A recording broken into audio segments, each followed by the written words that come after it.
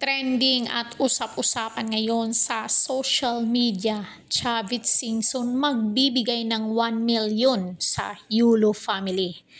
Bukod pa dito guys ha, yung hindi tinanggap dati ni Carlos Yulo kasi hindi nagpa-unlock si Carlos Yulo na kung makipagbati itong si Carlos Yulo sa kanyang mama ay bibigyan ito ng 5 million.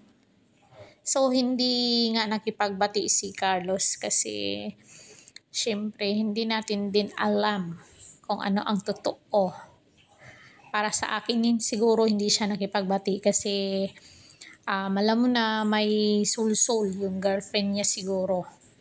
Chavit Singson, magbibigay ng malaking pamasko para sa pamilya Yulo. Nangako ang negosyante at dating gobernador ng Ilocos Sur na si Chavit Singson na magbibigay siya ng 1 milyong piso para sa miyembro ng pamilya Yulo sa darating na Pasko. Sa panayam sa kanya, sinabi ni Mr. Singson na bukas pa rin ang alok niya sa 2-time Olympic gold medalist na si Carlos Yulo na magbibigay siya ng 5 milyong piso kung makikipag-ayos ito sa magulang niya. Honor the father and the mother. That's very important. Aniya ni Governor or ex-Governor Chavit Singson. I will give Yulo family 1M this December. That's for sure. Wow, congratulations Mami Anggi, may 1M ka na. Sabi na magbasa tayo ng mga comment. Itulong mo na lang sa mga nasalanta ng bagyo. Mas nangangailangan sila. Basher ka rin eh.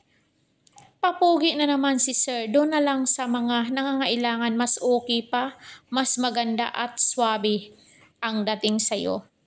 Si Chavit, kahit hindi yan sabihan, tutulong yan. Ba't kailangan i-broadcast pa? Pakinyo. Salamat Senator Chavit, God bless. Tama yan.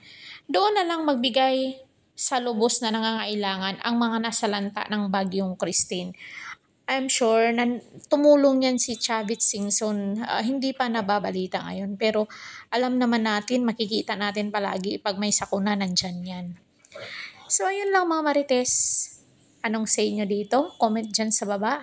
Kung bago pa lang kayo dito sa ating channel, please hit the notification para updated kayo palagi. Like, comment, and share. Caridad Official TV. Hanggang sa muli. Thank you so much.